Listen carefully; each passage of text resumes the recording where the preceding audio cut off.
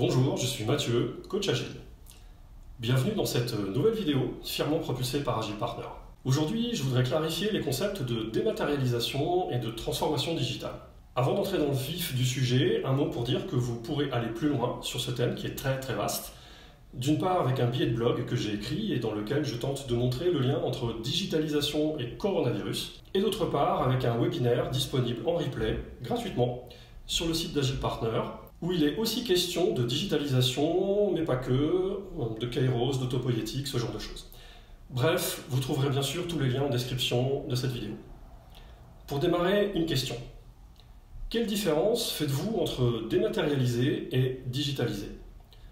Peut-être que pour vous, ce sont deux mots différents qui expriment le même concept. Et en effet, d'ailleurs, ça fait du sens. Digitaliser, c'est transformer quelque chose de matériel en quelque chose de digital. Par exemple, un ticket de train ou encore un livre. Ok, mais est-ce que c'est bien de ça qu'il s'agit lorsque, par exemple, votre entreprise décide de se lancer dans un programme de transformation digitale? On sent bien que oui, mais probablement pas que. Alors essayons d'aller plus loin avec un exemple très concret. En tant que lecteur, autrement dit en tant que consommateur de livres, quelles sont les différences entre ce livre et ce livre? Appelons-le un bidulier, pour ne pas citer de marque. D'abord, celui-ci n'est pas un livre, mais un objet électronique qui contient des livres. Ensuite, pour tous les livres qui sont dans ce bidulier, ils ont été achetés depuis mon canapé et pour certains depuis une plage quelque part en Bretagne.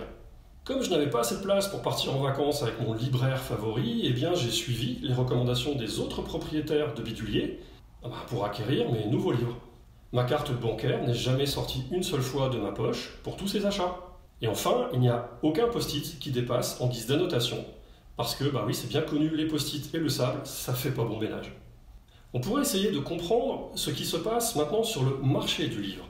Je veux dire, quel changement on pourrait facilement observer entre ça et ça. D'un côté, on a probablement une maison d'édition dont le rôle est de faire des sélections parmi tous les manuscrits qu'elle reçoit et donc de financer et de proposer des nouveaux livres qu'elle va mettre sur le marché. On a un imprimeur dont le rôle est de fabriquer les livres, un grossiste dont le rôle est de les stocker, un libraire dont le rôle est de les proposer à la vente et de conseiller ses clients. Et pour être plus complet, on pourrait ajouter une entreprise de transport pour déplacer tout ça, et un critique littéraire pour émettre son avis. De l'autre côté, on a toujours une maison d'édition dont le rôle reste inchangé. On a un site marchand sur Internet qui vend les livres dans un format digital, donc dématérialisé, et ça vous l'aviez déjà compris. Au passage, la dématérialisation permet à de nouveaux acteurs, comme par exemple des sites de crowdfunding, d'entrer dans le marché et de produire une activité similaire à celle de la maison d'édition, c'est-à-dire de sélectionner et de financer des nouveaux livres, mais avec des outils et des techniques différentes. Et enfin, on a notre lecteur qui utilise son bidulier pour lire les livres et aussi pour donner son avis maintenant. Félicitations!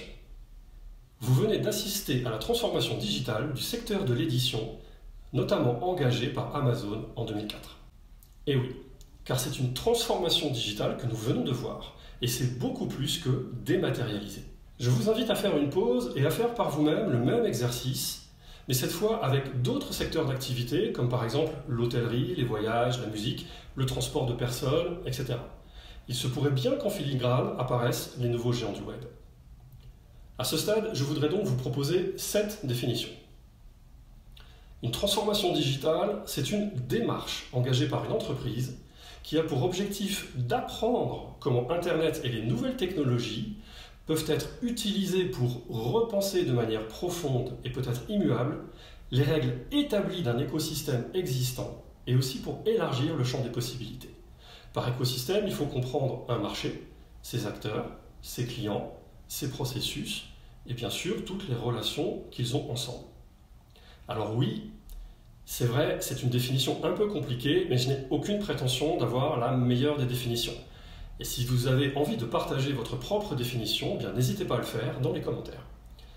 Si votre entreprise se lance dans un programme de transformation digitale avec pour objectif, par exemple, 1. de réduire les coûts, 2. d'automatiser ou d'accélérer ses processus métiers, ou encore par exemple de simplifier la vie de ses clients ou de ses collaborateurs, eh bien tout ça me semble plutôt réaliste et plutôt une bonne idée.